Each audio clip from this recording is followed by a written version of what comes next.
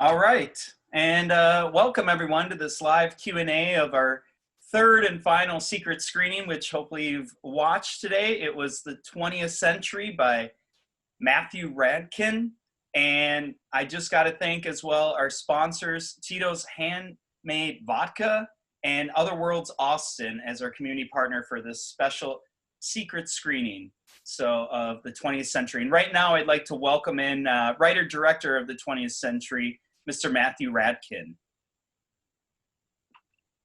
Hi, everybody. Nice to be with you. Great to be, with you virtually in Austin, one of my favorite cities. My brother lives there. My favorite TV show comes from Austin as well. So happy to communicate with you. What is your favorite TV show? My favorite TV show was a public access TV show in Austin called The Show with No Name. Did you ever see that? I have seen clips of it, but I'm a transient. I'm not from here, but I do know the show for sure. It was so great. It was like this pre-YouTube clip kind of show where they showed all these weird clips, and it was these two guys, and there was like a live telephone portion, and then there were two guys, and one of them you never saw his face. Everything about it was fantastic. I love it. Well, we're glad that we could feed you in from Winnipeg, Manitoba, Canada. So is it, it's like 105 here in Austin. It's not that hot in Winnipeg, is it? No, it's a very, very comfortable 75 degrees. Oh, that sounds lovely, Matthew. Yeah. Well, anyway, thank you so much for being here with us. And also got to thank Oscilloscope for helping us out with this special screening. So yes, all of us in Austin are very jealous that it's 75 degrees in Winnipeg. This was, your film is sort of a noodle scratcher, but in a great way. I love so much of it. And I guess, I was doing a little research of it, and I've seen the film twice now. I originally saw it at its premiere at Toronto in September, so almost a year ago. And what got you interested in wanting to make sort of like this absurdist, comedy about William Mackenzie Lynn King? Yeah. Well, I guess I would say the big impetus was I read his diary. He was known. He's sort of known in Canada a little bit. He was, he's the longest serving prime minister of Canada, and he was prime minister from about 1921 till 1947 with a few breaks in between. And he was a lifelong bachelor, and he's on the $50 bill. And these are the little things about him in the culture. He had he was an obsessive pet owner. He had this very intense relationship with a dog. And he was known in Winnipeg, where I grew up. He was known because Winnipeg, as you may or may not be aware, is one of the world capitals for ectoplasmic outpourings. And there was an important, occult ectoplasm enthusiast named Thomas Glendinning Hamilton, who held seances in his house here in Winnipeg. And Mackenzie King came to Glendinning Hamilton's house to communicate with his dead mother and former, dead politicians, and even some of his deceased dogs. So he was sort of known for these really fascinating and really kind of beautiful eccentricities, which I just felt kind of excited about. And then I learned that he had left this mammoth, 400,000 page diary that he kept his entire life. And just the idea of reading someone else's diary gave me this kind of lurid thrill.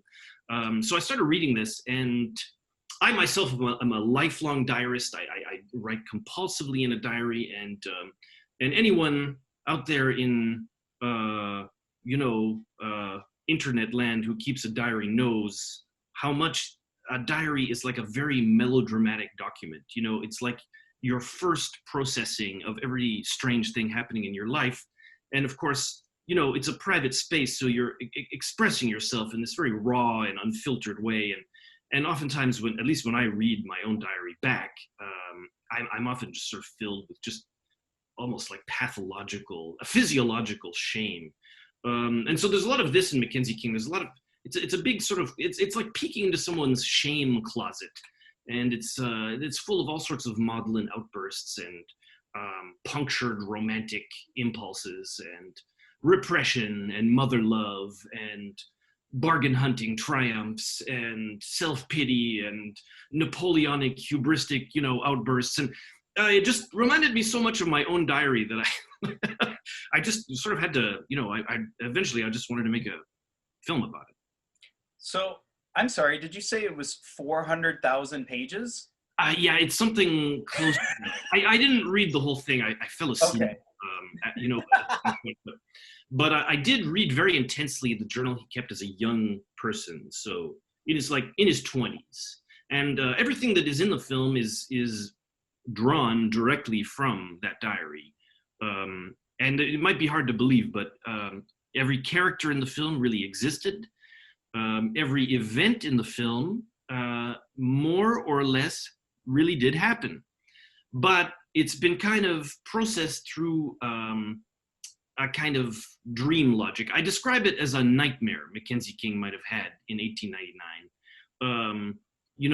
The history is one way of processing the chaos of life, of the chronology of our experience through time. A diary is another way of doing that, and I think also our dreams are a way of doing that. Like when we dream, we are visited by people we know. We relive events that we have really lived, but we're encountering them through this kind of oniric prism. We're sort of, exploring them.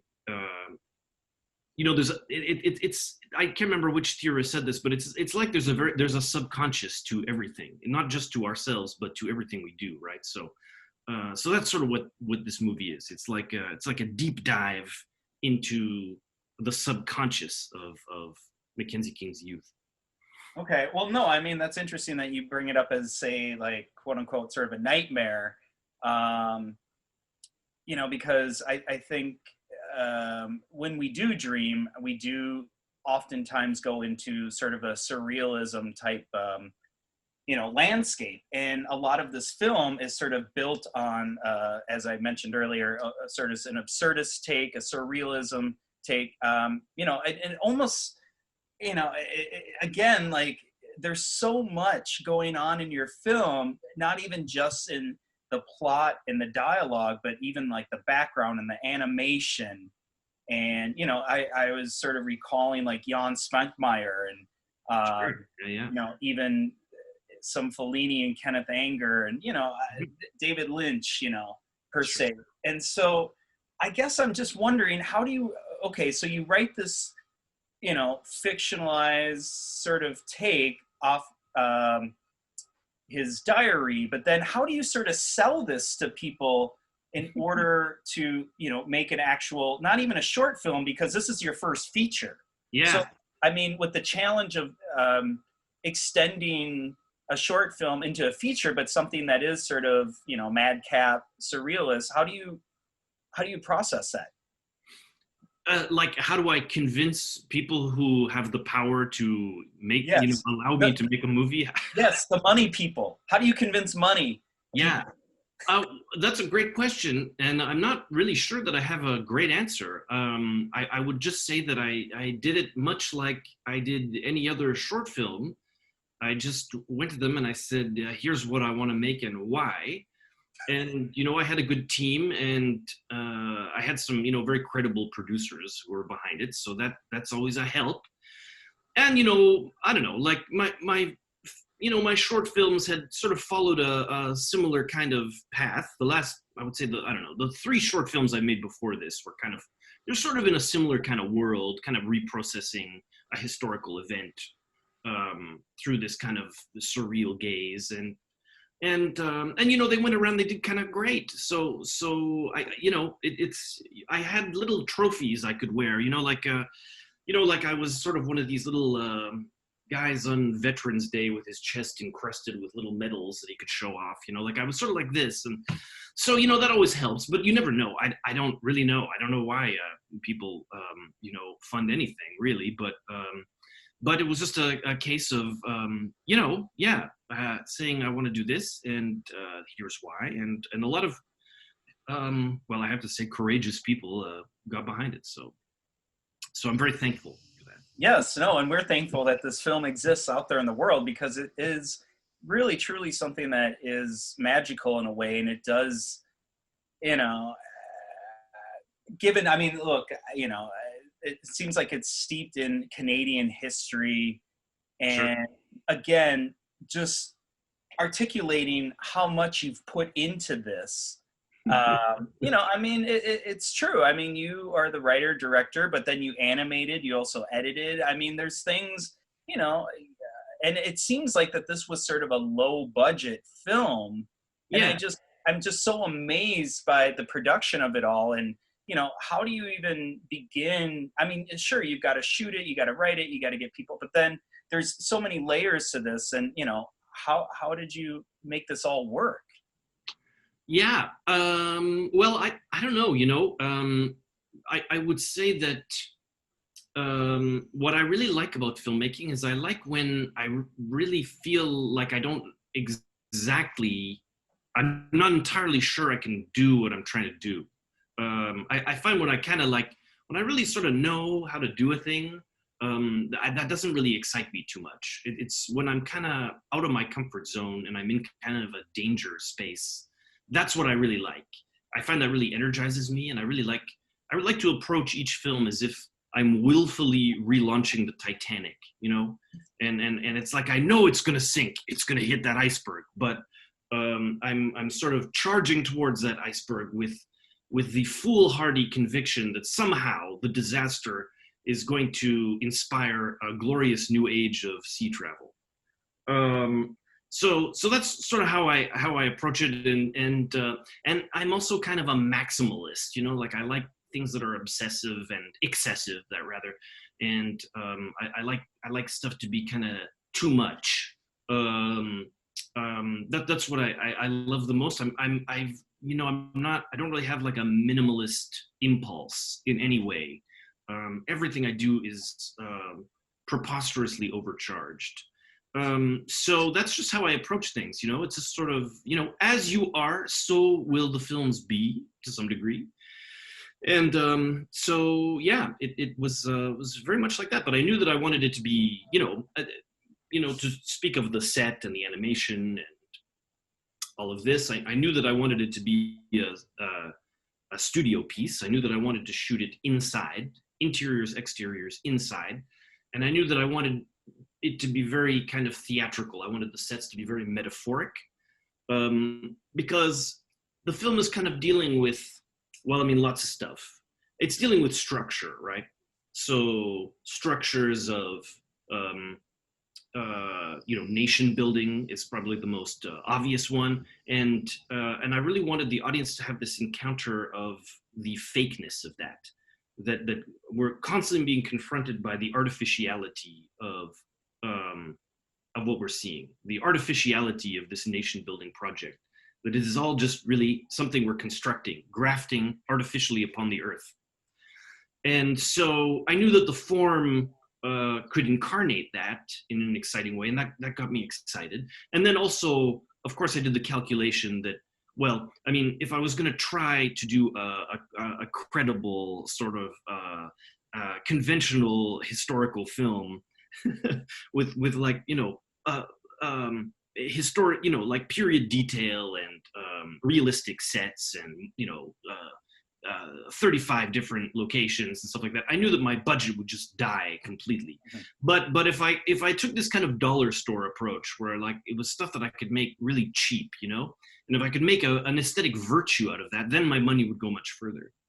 So it was about sort of making, you know, to answer your question as directly as I can, I would say it was the combo of being able to integrate the problem of making this preposterously overcharged film on a tiny dollar store budget, but how that was also kind of something that could serve the ideas that were driving the piece, right? So that was sort of, I guess, how I approached putting it all together. Okay, and obviously, I mean, I would hate to, you know, I'd be remiss if I didn't bring this up. You being in Winnipeg, obviously, Guy Madden. Yeah. is from Winnipeg as well. And, I did notice some Guy Madden is sort of in the film. And I mean, is he influenced directly or indirectly or? Oh yeah, no. Guy Madden is a massive influence. Guy Madden, John Pays, Richard Sure. Carnby, Shauna Dempsey, Laurie Milan, and many others. I have this sort of longing to be like a worldly person, Jim, but really I'm very provincial. I'm really like directly most inspired by the art community I grew up in, and Guy is certainly the most well known of all the Winnipeg filmmakers, and I love his films deeply. But I would also say that the whole community, Winnipeg filmmaking as a whole, and everything that it's done, and all of its obsessions, which is a very coherent and very strange set of countercultural obsessions, are ones that are very much my own as well. And so yeah, I would say that the Winnipeg filmmaking writ large is very much in the beating heart of this movie. Very good. Now, aGLIFF, we are the All Genders, Lifestyles, Identities Film Festival, which makes us sort of the LGBTQ queer film festival here in Austin, Texas. And one of the reasons why I wanted to, screen your film is I don't think it's overtly queer, but you do kind of play with gender and cross-dressing and gender queer in a way in the film by having, women as men as women. And, was that sort of your intention, or was that just sort of like you wanted to sort of play with gender and, this sort of fictionalized story of this guy's diary? Yeah, it's interesting. It's a question that I get asked a lot, which is exciting. But I have to admit that when I was casting the thing, this just seemed an utterly to me to really just cast the person rather than rather than creating some sort of direct line between the gender of the actor and the gender of the character and how they present. I really just wanted to choose the right person for the role, and I was kind of inspired by like the school play approach to casting. Like in a school play, it's totally normal to have, a cross-dressing Artful Dodger and a Filipino Swiss Family Robinson. This is all just totally normal. Everything's fine. Everybody's welcome. All identities have a role to play in this. We're all in it together, and it's really cool and great. And in theater, you do see a little bit more of that. Not so much as in a school play, but in theater, it's we understand that it is a representation is a presentation, right? And it's there's an element of metaphor at work, and how we present a character there is an element of artifice to that. And so in theater, we're kind of a little bit more at ease with that. In film, for some weird reason, I think because we have this bias about film being something that has to serve reality, or how we understand reality, or whatever biases feed our reality, you see much less of that. And I don't really understand why that is. I think that, if you really think about it, there's no good reason for that at all. But that was really the origin of it. I really wanted to just sort of choose the right spiritual person, the spirit that they incarnated. And my casting call was very wide and very broad, and people of all gender presentations auditioned for all the roles. And, eventually it delineated as it was, and I love my cast very, very much. But I think also part of what's fun about that, and I thought about this later, but it really did kind of, I think part of why this was so normal to me was, had something to do with the fact that it's also part of the conceit of the movie.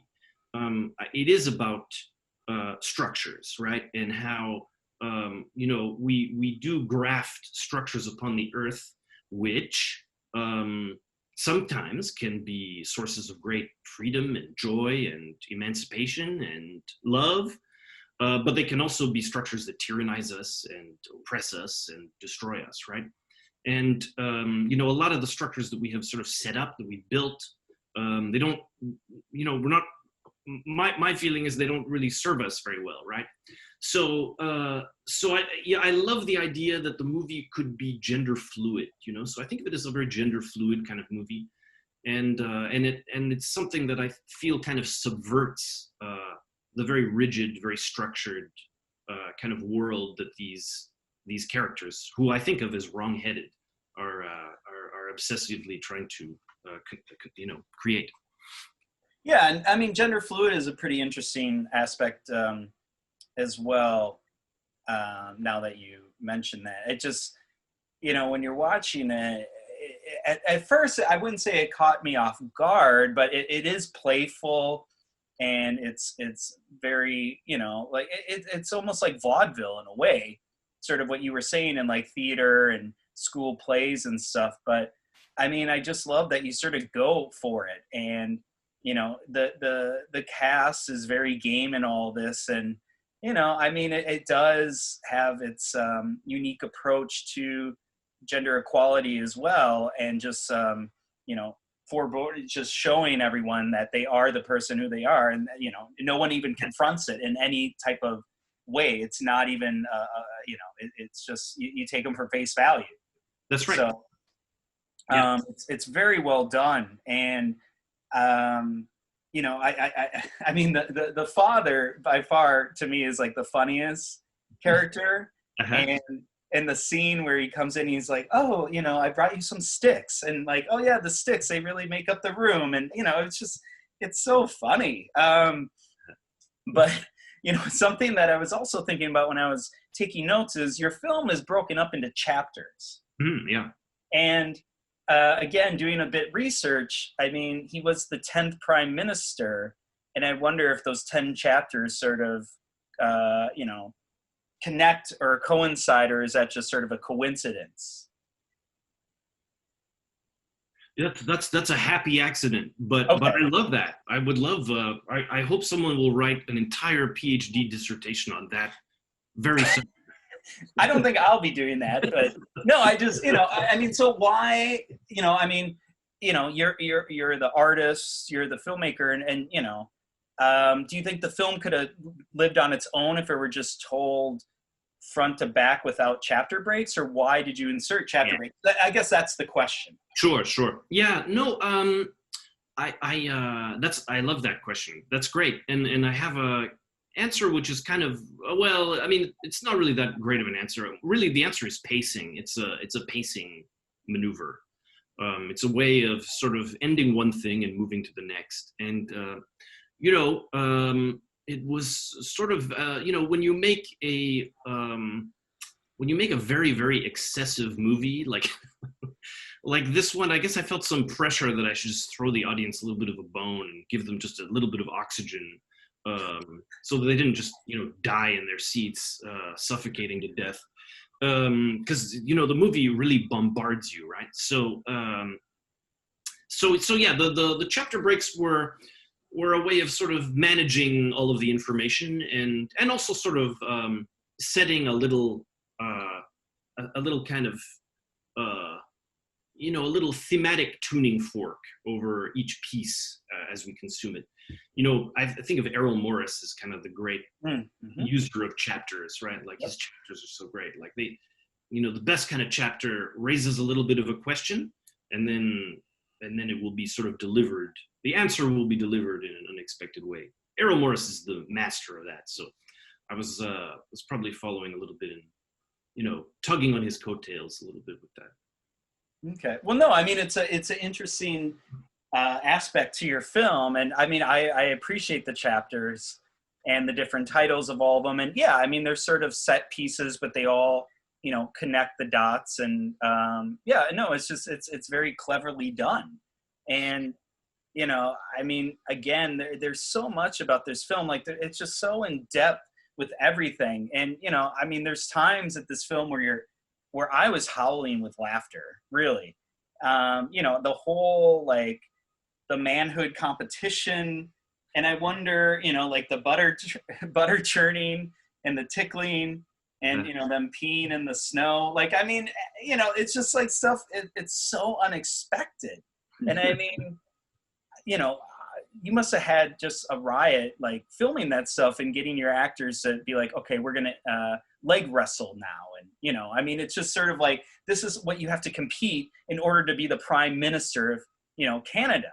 And it's just, it goes back to like the whole absurdist aspect of it. But, you know, I mean, I just wonder, you must have had so much fun making this film. Yeah, it was really fun. Yeah, the competition sequence was definitely, I think, the most fun part for the cast and for everybody, because there was very little coverage and there were, you know, very snappy little bits. And the seal clubbing sequence, I think, had the entire crew puppeteering the seals, ice cubes, and of course that sequence owes a lot of its a lot of its power to Trevor Anderson, who plays the judge. Right. A wonderful filmmaker and one of my good friends. And he, you know, I feel like he really, you know, makes it all gel. Yeah, no, it was very fun to shoot. But I can tell you that there wasn't one thing that was easy. Literally every image was kind of hard to make and really a fight. I went to speak with someone who's like, you know, really obsessed with like new age mumbo jumbo a little while ago, and she said to me that my spirit animal is a salmon, and that made a lot of sense to me because I really felt, you know, like a salmon. I had to really hurl myself upstream ridiculously every day, hoping to die, to actually die in this, you know, creative outpouring, the ultimate creative outpouring, right? But it was really like that. It was really like swimming upstream, and it was a real fight. But you know, that's what I find. Again, that's what I find energizing. Yeah, it was really great. So I mean, we're gonna wrap up here in the next minute or two, but you know, what do you hope that audiences sort of take away? Just, you know, if they were to just watch this without really knowing anything, but I mean, what do you really hope that, you know, people take away from this, and you know, will they look more into Canadian history? Well, you know, it is Canada, and you know, but even Canadians who watch this will be, you know, they will feel probably some extreme pressure to check Wikipedia, and because it's like Canada on Mars, right? It's not it's not really full of any Canada in jokes. It's a Canada that hasn't really ever existed in any kind of concrete way, but which is definitely kind of commenting on it at the same time. But I think that what's sort of going on in this movie is actually something that is far beyond Canada. I don't think of it as like a political movie exactly, but I think of it as a movie that is, you know, thinking about, I guess, leadership and what leadership can be, right? You know, Mackenzie King, I think of as someone who was very much a centrist, who walked this very, very fine line between utopia and the apocalypse, and between very, very generous visions of the future and very, very violent ones. And he walked very, very safely between these two. That's in part why, you know, this competition sequence is so absurd, because his triumph, I think of his political triumph as one that doesn't really have a lot of meaning. I mean, you could think of the center, like the political center, as something generously, let's say. We could think of the political center as, a very sacred democratic space, in the sense that it's a willingness to listen to the other, to acknowledge that, you know, in a society we have different ways of seeing, and we have to find some common ground and compromise, right? but less generously. And I think this is closer to what Mackenzie King means. And I think that's something that, I don't know, I find myself preoccupied with now in the world, is centrism as a really perhaps dangerous compromise with something much more insidious. And, might just lead us to such a compromised version of, the goodness that humanity is capable of, that we might not even recognize ourselves at the end of it, right? And Mackenzie King was someone who always had choices throughout his career between protecting his political power or doing what he knew what was right. And he always chose to protect his power. And I feel like this is something that we're kind of, living in right now, and it's something that does preoccupy me deeply, and so I think that So the film is definitely riffing on